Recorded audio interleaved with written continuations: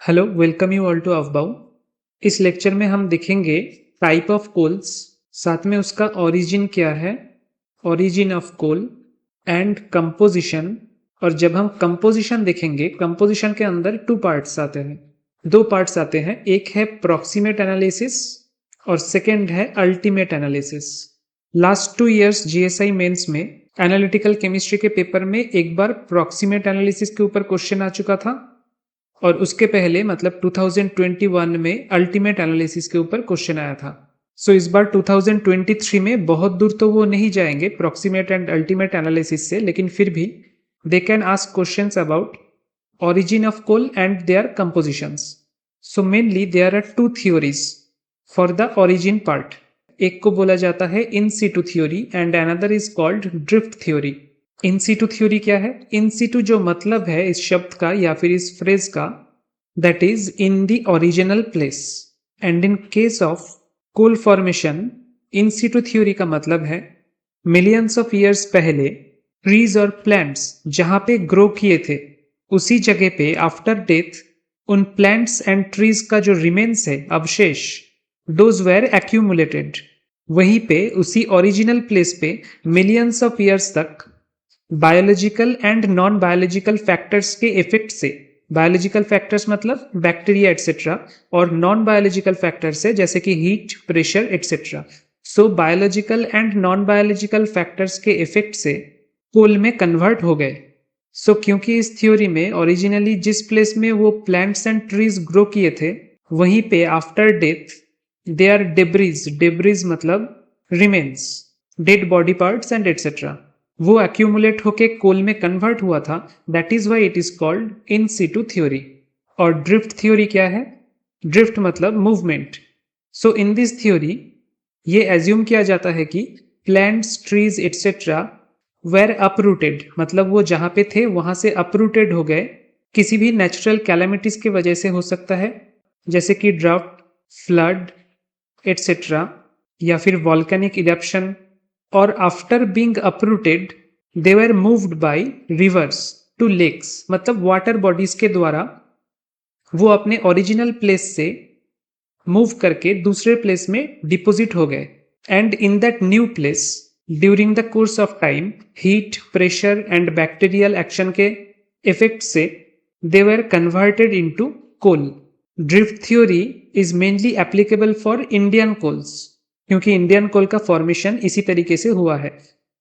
And this type of coal has a speciality. Speciality क्या है कि ये कोकिंग प्रॉपर्टीज शो करता है। कोकिंग प्रॉपर्टीज है, कोल को जब आप हीट करोगे in absence of air then it will form a very good fuel and that fuel is called coke. लेकिन हर टाइप का कोल कोक में कन्वर्ट नहीं होता या फिर कोक प्रोड्यूस नहीं करता। Only the coals which were originated by drift theory shows cooking properties। ठीक है, अब चाहे इन सीटू थ्योरी से हो या फिर ड्रिफ्ट थ्योरी से हो, कोल फॉर्मेशन के कुछ स्टेजेस है, common stages. The initial stages plant debris, मतलब dead body parts of plant जिनको हम वुड के नाम से भी जानते हैं, वो कन्वर्ट होता है पीट में। Peat is a type of coal and very lower rank of coal. Rank किसके ऊपर डिपेंड करता है कि कौन से टाइप के कोल को हम किस रैंक के अंदर रखेंगे, वो हम इस पैरा में देखेंगे। सो सबसे पहले तो तैयार होता है पिट, प्लांट डेब्रिज से। पिट के बाद जो स्टेज आता है that is called lignite, then we get brown coal. और ये सब जो हो रहा है इसके पीछे है हीट, प्रेशर, बैक्टीरियल एक्शन और सबसे important factor that is time, क्योंकि ये 1-2 साल का प्रोसेस नहीं है, मिलियंस ऑफ ईयर्स का प्रोसेस है। सो पिट से लिग्नाइट प्रोड्यूस होता है, लिग्नाइट के बाद ये कन्वर्ट होता है ब्राउन कोल में, then it come to sub bituminous stage. Sub bituminous coal के बाद आता है bituminous coal, then it gets converted into semi anthracite coal, semi anthracite के बाद anthracite and finally graphite. Graphite is not a coal but the last stage of coal formation is the formation of anthracite and this is the highest rank of coal। Rank हम कैसे decide करते हैं? Rank decide करने के लिए हमें moisture content, oxygen content and carbon content की जरूरत होता है। अगर कोई टाइप के कोल में मॉइस्चर और ऑक्सीजन कंटेंट बहुत ज्यादा है लेकिन कार्बन कंटेंट बहुत कम है, then we will call it of a lower rank coal and rank is directly proportional to maturity. वो कोल कितना मैच्योर है, मैच्योर मतलब टाइम के साथ साथ जो मैच्योरिटी आता है कोलिफिकेशन में। बाय द वे, ये जो प्रोसेस मैंने आपको दिखाया कि प्लांट डेब्रिज से पहले पीट फॉर्मेशन होता है, देन लिग्नाइट, देन ब्राउन कोल, देन सब bituminous, bituminous, semi anthracite and आखिर में एंथ्रासाइट। इस प्रोसेस को हम बोलते हैं कोलिफिकेशन। सो इस कोलिफिकेशन प्रोसेस में हम जितना आगे बढ़ते जाएंगे टाइम के साथ साथ कोल उतना मैच्योर होता जाएगा और maturity is directly proportional to its rank, मतलब उसमें अमाउंट ऑफ कार्बन कंटेंट ज्यादा होगा। अमाउंट ऑफ कार्बन कंटेंट ज्यादा होगा, उसका कैलोरीफिक वैल्यू भी ज्यादा होगा। Higher the rank higher the calorific value. कम कौन सा कंपोनेंट्स होगा, मॉइस्चर कंटेंट कम हो जाएगा, ऑक्सीजन कंटेंट कम हो जाएगा। सो कोल के रैंक जानने के लिए हमें उसका एनालिसिस करना बहुत इंपॉर्टेंट है, क्योंकि एनालिसिस के थ्रू ही हमें पता चलेगा कि उसमें मॉइस्चर कितना है, कार्बन कंटेंट कितना है, एटसेट्रा। और उसके लिए हमारे पास दो मेथड्स हैं, one is proximate analysis and another is ultimate analysis. Proximate analysis में क्या होता है, यहाँ पे चार कंपोनेंट्स को हम जज करते हैं, मतलब डिटरमाइन करते हैं विथ परसेंटेज। एक हो गया मॉइस्चर, एक हो गया ऐश कंटेंट, तीसरा है वोलाटाइल मैटर। और आप ध्यान रखिएगा वोलाटाइल मैटर में मॉइस्चर इन्वॉल्व्ड नहीं है, volatile matter does not include moisture. और आखिरी है फिक्स्ड कार्बन। सो प्रॉक्सिमेट एनालिसिस मतलब चार कंटेंट का एनालिसिस। नेक्स्ट स्टेज क्या है, नेक्स्ट एनालिसिस टेक्निक है अल्टीमेट एनालिसिस। जैसे कि नाम से ही पता चल रहा है, अल्टीमेट मतलब यहाँ पे हम more deeper chemical composition check करेंगे, जैसे कि carbon, hydrogen, oxygen, nitrogen, sulphur and ash content. लेकिन ये ash content is different than the proximate ash content. So इसको अभी के लिए आप ध्यान में मत रखिए, आप बस ध्यान रखिए CHONS, carbon, hydrogen, oxygen, nitrogen, sulphur. ये है आपका अल्टीमेट एनालिसिस का टारगेट कंपोनेंट्स। सो आगे हम देखेंगे प्रॉक्सिमेट और अल्टीमेट एनालिसिस कैसे करते हैं। उसके पहले अगर कंपोजिशन ऑफ कोल के बारे में 10 या 15 मार्क्स का क्वेश्चन आता है, then you can not only mention कि मॉइस्चर कंटेंट है, कार्बन है, कि प्रॉक्सिमेट एनालिसिस में चार कंपोनेंट है, moisture, volatile matter, ash and fix carbon. और अल्टीमेट एनालिसिस में 5 कंपोनेंट्स हैं, carbon, hydrogen, oxygen, nitrogen, sulphur. That will not be worth of 10 और 15 मार्क्स। तो इसके लिए you need to know more about the composition of coal and that is called petrography of coal. Coal हमने देख लिया कि 4 तरीके का है, मेनली पीट, लिग्नाइट, बिटुमिनस और एंथ्रासाइट, बिटुमिनस एंड एंथ्रासाइट। और ये 4 टाइप्स ऑफ कोल्स में 4 टाइप्स ऑफ मैक्रो कंपोनेंट्स मिलते हैं। वो 4 टाइप्स ऑफ मैक्रो कंपोनेंट्स क्या है, दोज आर नेम्ड विट्रेन, उसके बाद है क्लैरेन, उसके बाद है ड्यूरेन एंड आखिर में फुसेन। इन चारों को हम मैक्रो कंपोनेंट्स बोल रहे हैं क्योंकि इनके अलावा भी कोल में कुछ माइक्रो कंपोनेंट्स भी है, उसके बारे में हम बाद में बात करेंगे। सो पहले विट्रेन, ये है एक macro components. This is bright, black and brittle. Brittle मतलब फ्रेजाइल, जो आसानी से टूट जाता है, that is called brittle. Vitrain exist as thin band of the homogeneous part of the coal and it fractures conchoidally. Conchoidally मतलब isotropically और similarly, मतलब एक फ्रैक्चर अगर ऐसा आया तो उसके पास में ऐसा आएगा फ्रैक्चर, उसके पास में ऐसा आएगा, so there will be a symmetry. So vitrain component coal के होमोजेनियस पार्ट के एक ऐसा कंपोनेंट है जो कि रिस्पॉन्सिबल है for the lustrous black band of bituminous coal. Bituminous coal बाहर से बहुत शाइनी दिखता है और वो शाइनी दिखने का रीजन ये है विट्रेन कंपोनेंट। और बिटुमिनस कोल को अगर आप ब्रेक करोगे then it breaks isotropically or conchoidally, that is also because of the component vitrine. So ये पैराग्राफ about vitrine आप नोट कर लीजिएगा। नेक्स्ट पैरा है about क्लैरेन। क्लैरेन is a component जो कि सभी 4 टाइप के कोल में पाए जाते हैं। That is commonest component of the 4 types of coal. और विट्रेन के साथ इसका मेन डिफरेंस क्या है? Difference number 1 is it is not so much bright, it is semi bright. Unlike vitrain जो कि बहुत शाइनी था एंड वेरी ब्राइट था एंड वेरी लस्ट्रस था, it is not so much bright. Second difference है it fractures irregularly. Vitrain fracture होता था कॉन्कॉइडली, symmetrically, और क्लैरिन टूटता है इरेगुलरली। और थर्ड डिफरेंस क्या है? थर्ड डिफरेंस है it contains more plant remains than the vitrain. Plant या ट्रीज के डेथ के बाद इनके जो डेड पार्ट्स होते हैं उन पार्ट्स में सबसे ज्यादा क्लैरिन पाए जाते हैं, ना कि विट्रेन।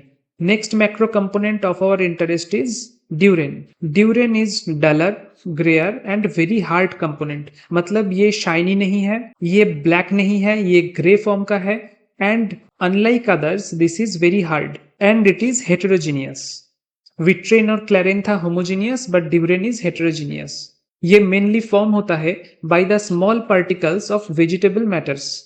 और last component fusain, it is non coking और इसका fixed carbon content is higher than the other components. ये कोक फॉर्म नहीं करता, लेकिन सबसे खास information about fusain is it is responsible for the dusty and dirty character of ordinary coal. अगर आप कोल को हाथ में लोगे तो हाथ में जो डस्टी एंड डर्टी पार्ट, जो ब्लैकिश पार्ट लग जाता है, that is because of fusion, because it is soft powdery form and it is a friable charcoal like substance which dirties the hand. Friable मतलब क्रशेबल, जिसको आप आसानी से क्रश कर सकते हो, और इसीलिए ये हमारे हाथ को गंदा करता है। डर्टीज द हैंड मतलब हाथ को गंदा करता है। सो बाकी इंफॉर्मेशन क्या है फ्यूजन के बारे में? इसका volatile matter content is lower and it is only 2 to 5% of the coal. So ये हो गया हमारा 4 मैक्रो कंपोनेंट्स, फुसेन, ड्यूरेन, क्लैरेन और विट्रेन। अब हम आएंगे माइक्रो कंपोनेंट्स में। ये चारों था मैक्रो कंपोनेंट्स। माइक्रोस्कोपिक एंटिटीज और माइक्रो कंपोनेंट्स जो पाया गया है कोल में, those are vitrinite, exinite, cutinite, micrinite etcetera. और ये सब micro components belongs to all the 4 kinds of macro components. मतलब विट्रेन, ड्यूरेन, क्लैरेन और फ्यूसेन, इन चारों में इन सभी टाइप ऑफ माइक्रो कंपोनेंट्स पाए जाते हैं। सो दिस इज अ टेबल जहां पे आपको एक कॉलम में टाइप्स ऑफ कोल मिल जाएंगे कि कितने टाइप्स ऑफ कोल है, या फिर स्टेजेस ऑफ कोलिफिकेशन। पहले जैसे वुड है, वुड के बाद पिट, लिग्नाइट, सब बिटुमिनस, बिटुमिनस, और आखिर में ऐसे करके एंथ्रासाइट। फिर उनका प्रॉक्सिमेट एनालिसिस किया गया है। प्रॉक्सिमेट एनालिसिस में मैंने बताया था 4 टाइप का कंस्टिट्यूएंट देखा जाता है। एक है वीएम, वोलाटाइल मैटर, मॉइस्चर, यहाँ पे उन्होंने ऐश नहीं दिखाया, तीसरा वाला होना चाहिए ऐश, और आखिर में फिक्स्ड कार्बन। प्रॉक्सिमेट के बाद है अल्टीमेट एनालिसिस। अल्टीमेट एनालिसिस में यहाँ पे बस उन्होंने hydrogen, oxygen and total carbon दिखाया है, और आखिर में calorific value, gross calorific value mention किया है। सो इफ यू नोटिस क्लोजली, हम जितना मैच्योर कोल में जा रहे हैं, हमारा कैलोरीफिक वैल्यू भी उतना बढ़ता जा रहा है, साथ में फिक्स्ड कार्बन कंटेंट भी बढ़ता जा रहा है। लेकिन मॉइस्चर कंटेंट और वोलाटाइल मैटर कंटेंट वो मैच्योरिटी या रैंक के साथ साथ कम होता जा रहा है। जैसे नीचे जितना हम एंथ्रासाइट की तरफ जाएंगे, वोलाटाइल मैटर उतना कम होता जाएगा, and same in the case of moisture also. So इस टेबल को आप क्वांटिटेटिवली नहीं लेकिन क्वालिटेटिवली याद कर लीजिए for exam. Now proximate analysis. Proximate analysis में सबसे पहले मॉइस्चर कंटेंट को हम एनालाइज करेंगे। कैसे? बहुत ही आसान तरीका है। सपोज लेबोरेटरी में आपके पास कुछ कोल सैंपल आए हैं और उस सैंपल में आपको मॉइस्चर का परसेंटेज एनालाइज करना है। तो सबसे पहले एक क्रूसिबल लीजिए, दैट इज सिलिका क्रूसिबल। उस क्रूसिबल को बैलेंस में वे कीजिए। पहले इसको अच्छे से ड्राई कर लीजिए कि ताकि कोई पानी या मॉइस्चर का कंटेंट इसमें ना रहे, और उसको बैलेंस में वे कर लीजिए। मान लीजिए कि सिलिका क्रूसिबल का वेट है S ग्राम। इसमें आप W ग्राम कोल सैंपल को वे करके रखिए उसी बैलेंस में। तो अभी आपके पास क्या है? सिलिका क्रूसिबल जिसके अंदर कुछ कोल का सैंपल है, कितना? W ग्राम। अब इस क्रूसिबल को you can keep it either in oven और इन मफल फर्नेस। हम जनरली मफल फर्नेस प्रेफर करते हैं क्योंकि ओवन में टेम्परेचर का लिमिट ज़्यादा नहीं होता है, लेकिन यहाँ पे मॉइस्चर हम कैलकुलेट करेंगे तो इसीलिए 105 डिग्री सेंटीग्रेड हमारे लिए काफ़ी है। सो आप ओवन में भी रख सकते हो और मफल फर्नेस में भी रख सकते हो। कितने देर के लिए रखोगे? 1 आवर, अप्रोक्सीमेटली 1 आवर के लिए रखोगे। टेम्परेचर सेट कर दीजिए 105 degree centigrade. Now after 1 hour इस क्रूसिबल को निकाल लीजिए और सेम बैलेंस में जहां पे आपने इसका पहले वेट लिया था उसमें वेट कीजिए कि अभी कितना आ रहा है। मान लीजिए अभी आ रहा है x ग्राम। तो x ग्राम क्या है? x ग्राम है टोटल क्रूसिबल प्लस सैंपल का वेट। कोल सैंपल और क्रूसिबल का मिला के वेट है x ग्राम। तो आप क्या करोगे? आपको क्या चाहिए? आपको चाहिए कोल का जितना वजन था उस वजन से कितना ग्राम या कितना मिलीग्राम मॉइस्चर निकल चुका है। तो आप S plus W minus x करोगे। S था आपका एम्प्टी क्रूसिबल वेट, W था आपका इनिशियल कोल सैंपल जिसके अंदर मॉइस्चर है, और अभी जो आफ्टर ओवन आपने निकाला और वे किया ये है क्रूसिबल प्लस कोल सैंपल का वेट। तो ये कैलकुलेशन करने के बाद आपके पास आया y gram. Empty crucible weight plus initial sample weight minus the total crucible plus sample weight, लेकिन ये आफ्टर ओवन वाला। सो ये पॉजिटिव में आंसर आएगा क्योंकि ये कुछ मॉइस्चर उड़ चुका है। ये y ग्राम है आपका moisture in how many gram of coal? y gram moisture was in w gram of coal. तो आपको क्या चाहिए? आपको चाहिए percentage of moisture. So just multiply it with 100। ये हो जाएगा आपका moisture content in percentage. So यहाँ पे मैंने वही लिखा है, loss in weight of coal, weight of coal initially taken into 100। अब चलते हैं next component of proximate analysis में, that is volatile matter. Volatile matter में आप क्या करोगे? वोलाटाइल मैटर में कोल के अंदर जितने भी वोलाटाइल मैटर है एक्सेप्ट मॉइस्चर वो निकालना पड़ेगा। यहाँ पे भी आप पहले क्रूसिबल ले लीजिए, सिलिका क्रूसिबल, या फिर इसको हम वीएम क्रूसिबल भी बोलते हैं। वीएम क्रूसिबल लेके इसका एम्प्टी वेट ले लीजिए। सपोज इसका वेट आएगा EG, that is empty weight of this VM crucible. अब इसमें आप सैंपल लीजिए, सपोज W ग्राम आपने सैंपल लिया, कोल सैंपल। अब डिफरेंस क्या है? इसको मफल फर्नेस के अंदर रखने से पहले इसके ऊपर आपको एक कवर चढ़ाना पड़ेगा, मतलब एक ढक्कन देना पड़ेगा। That should be also made of the same component the crucible is made of. So ये कवर करने के बाद keep it in a muffle furnace. यहाँ पे ओवन से काम नहीं चलेगा, यहाँ पे मफल फर्नेस चाहिए क्योंकि हमें टेम्परेचर देना है 950 degree centigrade and that is also for 7 minute. 7 minute 950 degree centigrade में सिलिका क्रूसिबल विथ कवर जिसके अंदर कोल सैंपल है ऐसे आप रख दीजिए और 7 मिनट के बाद निकाल के इसको वे कीजिए। सपोज वेट आया x ग्राम। अब एम्प्टी क्रूसिबल का वेट प्लस इनिशियल जितना आपने कोल सैंपल लिया था W ग्राम, उससे जब हम माइनस सब्सट्रैक्ट कर रहे हैं x ग्राम को, x ग्राम क्या है? मफल फर्नेस में 950 डिग्री सेंटीग्रेड में 7 मिनट रखने के बाद क्रूसिबल प्लस सैंपल का जितना वे आया उसको निकाल के ढक्कन अलग करके, कवर को आपको अलग करके वेट करना पड़ेगा क्योंकि हमने पहले जो वेट लिया था वो एम्प्टी क्रूसिबल का और साथ में सैंपल का, कवर का हमने कोई भी वेट नहीं लिया था। सो ये जो x ग्राम है वो विदाउट कवर वेट है after taking it out from muffle furnace. तो इसका जो रिजल्ट आएगा अगर वो y ग्राम आया तो वो y ग्राम क्या होगा कि कितना लॉस हुआ है वेट में। अब इस y ग्राम को हम अगर W से डिवाइड कर देंगे और मल्टीप्लाई कर देंगे 100 से, तो ये क्या आएगा? तो आएगा कि W ग्राम सैंपल में टोटली कितना वोलाटाइल मैटर था। जितना वोलाटाइल मैटर था वो 950 डिग्री सेंटीग्रेड में 7 मिनट रखने के बाद उड़ जाएगा। तो y ग्राम अगर उड़ गया है और इनिशियली सैंपल हमने लिया था W ग्राम, तो y बाई डब्ल्यू इंटू 100 करने पे ये क्या आएगा? टोटल वोलाटाइल मैटर का परसेंटेज, जितना भी वोलाटाइल मैटर था। लेकिन मैंने क्या बोला था? Volatile matter in case of proximate analysis is devoid of moisture. It is devoid of moisture, मतलब परसेंटेज मॉइस्चर को हमें यहाँ पे नहीं कंसीडर करना है। सो इसका जो भी आंसर आएगा y बाई डब्ल्यू इंटू 100 करके आपका जो भी आंसर आएगा, मान लीजिए आया A%, इससे आपको परसेंटेज मॉइस्चर सब्सट्रैक्ट करना पड़ेगा। A% अगर आपका आंसर है तो उससे परसेंटेज मॉइस्चर जो आपने लास्ट स्टेप में कैलकुलेट किया था उसको सब्सट्रैक्ट करना पड़ेगा एंड आफ्टर सब्सट्रैक्टिंग दिस आपको जो मिलेगा assuming B% it will be called volatile matter percentage. ठीक है, अब नेक्स्ट क्या है? Next constituent of proximate analysis is ash percentage. हमें ऐश निकालना है और ये प्रोसेस वोलाटाइल मैटर जितना उतना कॉम्प्लिकेटेड नहीं है। यहाँ पे सिंपली आप एक क्रूसिबल लीजिए, क्रूसिबल के अंदर कोल लीजिए, क्रूसिबल का एम्प्टी वेट पहले ले लीजिए ई ग्राम सपोज, उसके साथ आपने जितना सैंपल लिया है coal sample that is suppose W gram. यहाँ पे कवर का भी कोई जरूरत नहीं है, सो इसको सीधा आप मफल फर्नेस के अंदर रख दीजिए with setting the temperature up to 75 degree centigrade और 1 आवर के लिए छोड़ दीजिए।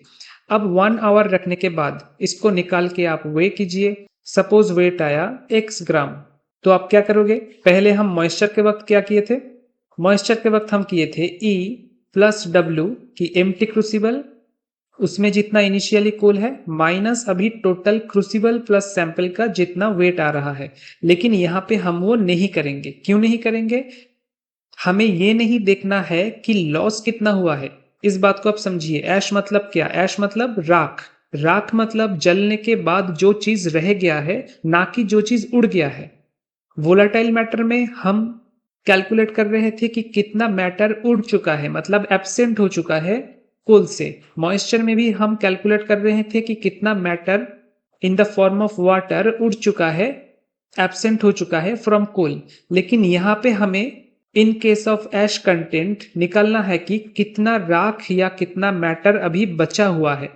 सो बचे हुए मैटर को क्रूसिबल में बचे हुए मैटर को कैलकुलेट करने के लिए ये फॉर्मूला सही नहीं है।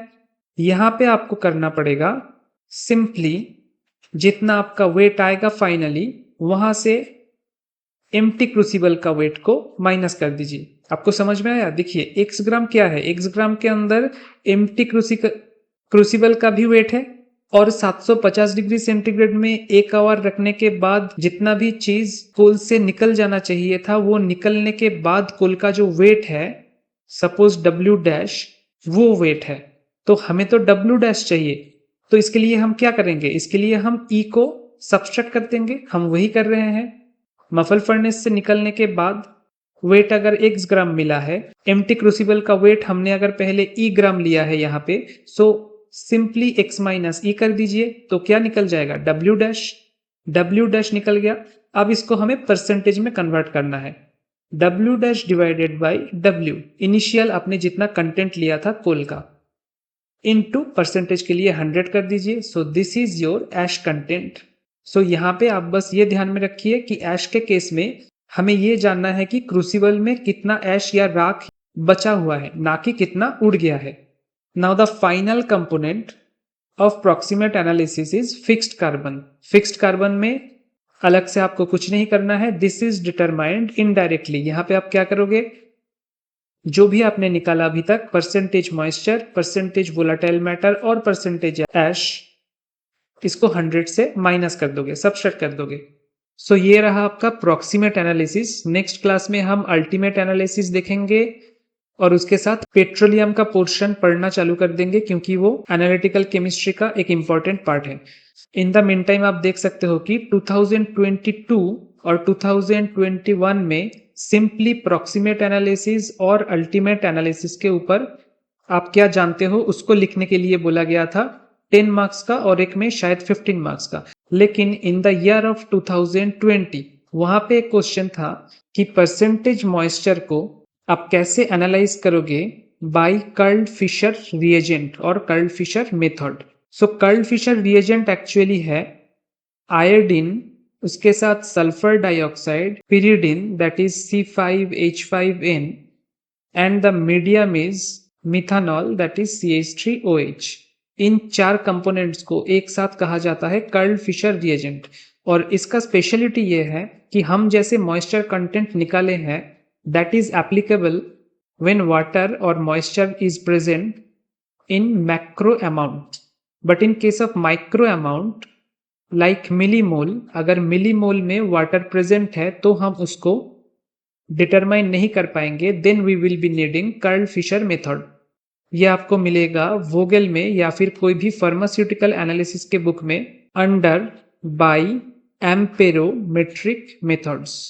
सो if you are interested you can study this also, क्योंकि 2021 में और 2 में directly proximate and ultimate analysis के ऊपर क्वेश्चन पूछ लिया गया है।